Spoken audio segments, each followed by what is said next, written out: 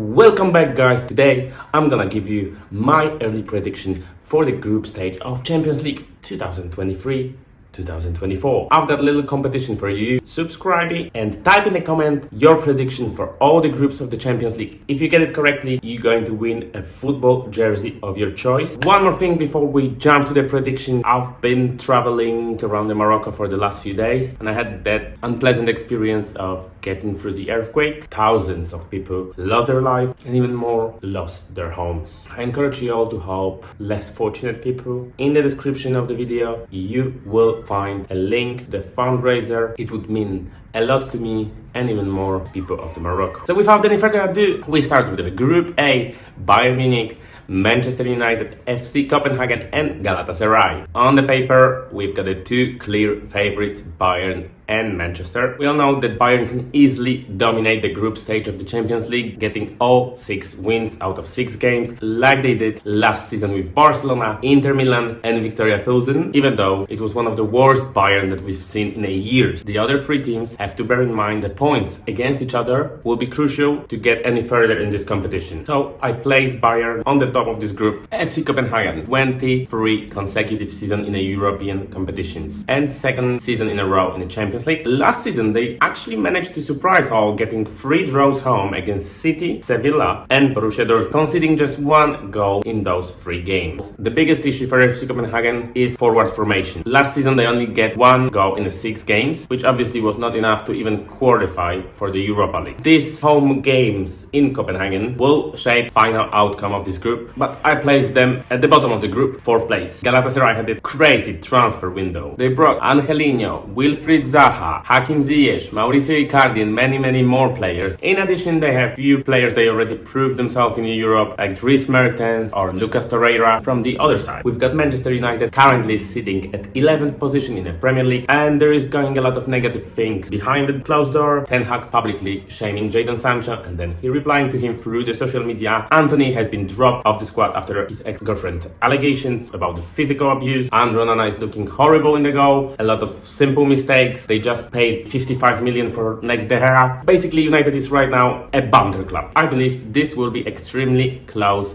fight between those two for the 2nd place, but my money is on the Turkish champion, Galatasaray 2nd place and Manchester United 3rd. Group B with Arsenal, PSV Eindhoven, Sevilla and Lens. This is a well-balanced group. It's one of the hardest to predict. Actually, 3 of those teams played each other in Europa League last season. PSV met Arsenal in a group stage and then they met Sevilla in the round of 16 and they lost. Sevilla get through to actually win the whole thing. Yeah, so let's start with the kings of the Europa League. So they have a similar beginning to the season like last year. Basically, they're horrible. Super Cup lost to Manchester City in penalties. No points in 3 La Liga games. Last season they had just 1 point in 4 games. But in the last week they had some good news. Sergio Ramos just joined back his boyhood club. This might be the solution for the bad defensive at the beginning of this season. They lost already 8 goals in just 3 games. Arsenal back to the Champions League after 7 long years. They have a very strong depth of the squad. Bukayo Saka, Gabriel Jesus, Captain Martin Odegaard. As well, this transfer window was success for them. Kai Havertz, Declan Rice and Julian Timber, but he was just injured. He's out for about 6 to 7 months. Definitely there are high expectations at Emirates, but Arsenal can't underestimate any of those teams. Every team has ability to fight for the win. PSV, that was very busy transfer window for them. They let go of many good players. They let Xavi Simons back to PSG.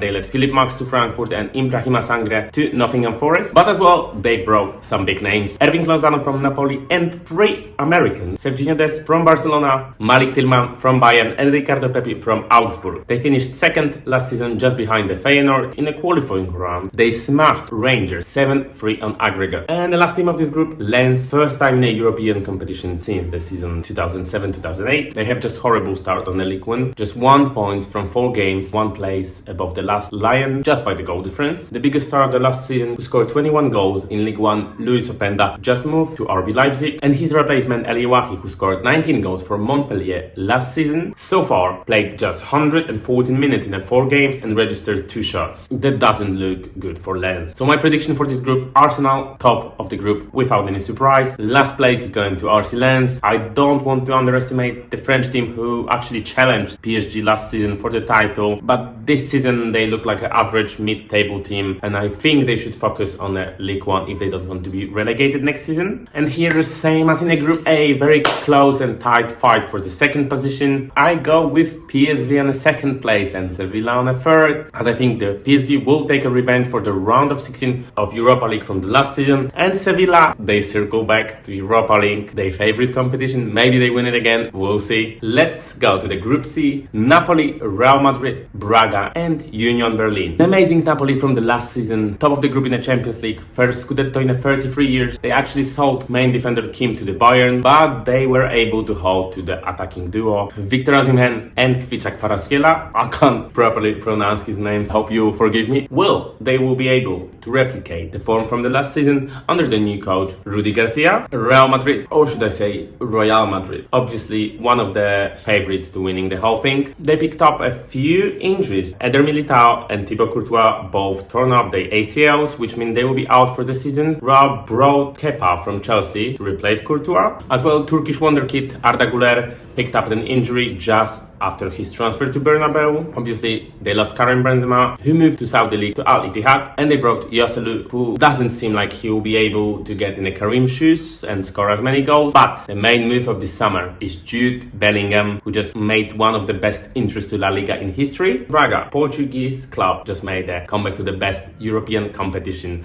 after 11 years apart. They finished the third spot in the Portuguese league, just above the Sporting Lisbon, and they managed to get through qualifying round, beating twice Panathinaikos. And the last team in this group, Union Berlin. Story of this club is just getting better and better. Just 4 years ago, they've been promoted to the Bundesliga for the first time, and now here we are, 4 years later, they are already in the Champions League. I wonder where we'll be able to see them in the next 4 years. My prediction for Group C, Real Madrid top of the group, second Napoli, third Union Berlin with the spot that's securing Europa League, and the last spot is going to Braga. Sorry, Braga fans. Next on Group D with two clear favorites, Inter and Benfica, and a hint of the revenge for the last season quarterfinals in the Champions League. Benfica main star Gonzalo Ramos came back to PSG after a loan. Julian Weigl and Alejandro Grimaldo both went to the Bundesliga, but their replacement has been brought. Comeback after many years of Angel Di Maria back to Benfica. As well, they brought Orkun Kočku from Feyenoord, who helped them clinch the first title since 2016-2017 season, and Artur Cabral has been brought from Fiorentina.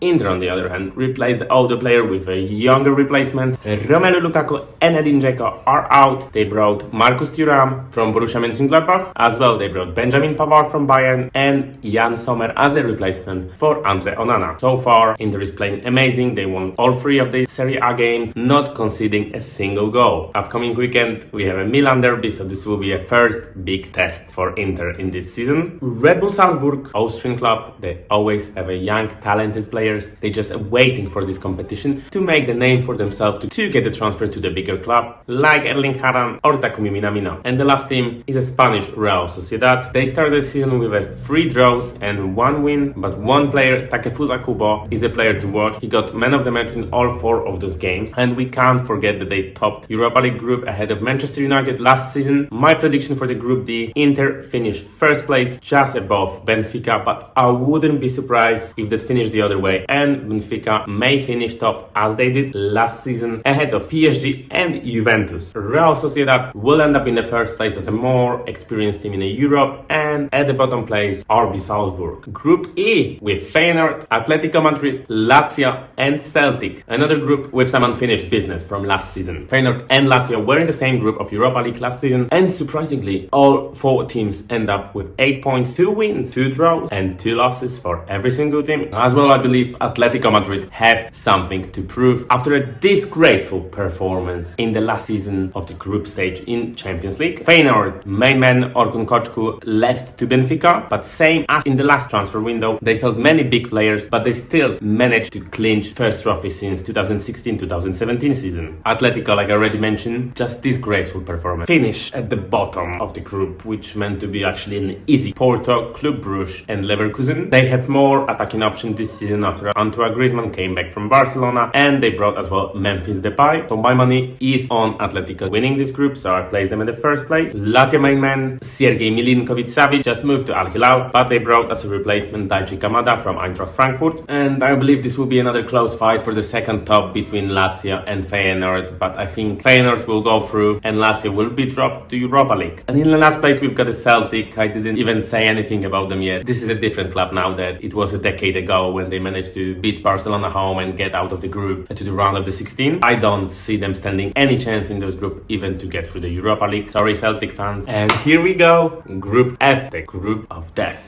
Some drama in here as well. Sandro Tonali will be facing his boyhood club just a few weeks after he moved to Newcastle. We've got the Saudi money versus Qatar money. Let's start with PSG. Neymar and Messi left the club this summer. And finally, it seems like PSG is going to change their transfer policy. Instead of buying next European superstar and breaking the new transfer records, they finally decided to invest in some young players that already proven themselves on a European level, like Gonzalo Ramos, Randal Kolo Muani, Lucas Hernandez, Manuel Ugarte and many more. In addition, with the coach Luis Enrique, I believe PSG just started a new project that will pay off in a space of 2-3 years. I'm very interested to see how this will go. Next on Borussia Dortmund, the biggest star Jude Bellingham left to Real Madrid, even though they brought Marcel Sabitzer from Bayern and Nicolas Füllkrug, who was a top scorer of the Bundesliga last season with Werder Bremen. This team is not the same as the last year. I watched all 3 of the opening games and they look just horrible. They managed to get 5 points out of 3 games with the teams that almost every season are fighting to stay in the Bundesliga. AC Milan, after they sold Sandro Tonali, they rushed to the transfer market, and so far those transfers are already paying off. Ruben Loftus-Cheek and Christian Pulisic both find themselves in a starting 11 straight away, and they helped in a big way, securing 3 wins in first 3 Serie A games. As well, Americans scored 2 goals in those games. And the last team of the group, Newcastle, first time in the Champions League since 2002-2003 season. Eddie Howe players couldn't think of the worst group to get back to the European competition. But at the same time, if the Newcastle want to use this Saudi money and cement their position as the club that regularly plays in a European competition, there is no better stage to do so. My final prediction for this group, PSG will win the group, most likely ahead of the last fixture. With current form and the lack of the new transfers, I place Borussia Dortmund the bottom 4th place. Again, we've got a tough and close call between 2 teams for the second spot, but I believe AC Milan is a more complete team overall right now, and they've got as well more Champions League experience, so I place them in a 2nd position and Newcastle in a 3rd Europa League spot. Group G, Manchester City, RB Leipzig, Red Star Belgrade and Young Boys Bern. Another group with the teams that already met last season in the Champions League. City demolished RB Leipzig last year in a round of the 16, and I think this group for me is easiest to predict. First place, defenders of the trophy, Manchester City without any doubt. Manchester City let go of the older players like Mahrez, Laporte and Gundogan and bring younger replacement Jeremy Doku, Josko Gvardiol and Mateus Nunes. In the 2nd place, RB Leipzig. As usually, RB Leipzig made a lot of money this transfer window, selling Christopher Nkunku, Dominik Szoboszlai and Josko Gvardiol, all 3 players to the Premier League and making almost £300 million. But as well, they brought 3 attacking players, Xavi Simons on the loan from PSG, Luis Openda from Lens and Benjamin Sesko from RB Leipzig, and all 3 of those players got already 2 goals in the 3 Bundesliga games. And here we've got 2 teams. This is a very close call for me, who will end up in the 3rd spot, but I believe Red Star Belgrade will clinch Europa League spot. Sorry Young Boys, but I say you finish 4th. And the last group, Group H, with FC Barcelona, FC Porto, Shakhtar Donetsk and Antwerp. So for me, clear favorites in this group, Barcelona. I don't see anyone else winning this group. I know they finished last season the 3rd spot behind the Bayern and Inter Milan, and they were knocked out from Europa League by Manchester United. But I think Xavi had much more time, and step by step he added the next pieces of the puzzles, and this team is right now ready to fight for European trophies. Porto will end up in the 2nd place, even though the biggest star Otavio left to Al Nassr in Saudi League. Portuguese team have a lot of young prospect players. Together with more experienced players like Pepe, they're gonna clinch the second spot. And two teams fighting for the Europa League spot will be champions of Ukraine and champions of Belgium, who secured the title on the last day in a dramatic away game against Genk when Toby Alderweireld scored a goal in the 94th minute that gave them long-awaited trophy. Still, I believe Shakhtar is a more complete team who regularly plays in the Champions League and they will get the Europa League spot. Sorry, Antwerp fans. So this is all for today. I hope at least I will get the half of this correct. And just a quick reminder, in the description you will find a fundraiser donation for Morocco. And don't forget, put your predictions in the comment, subscribe and get a chance to win football jersey. Good luck and see you soon.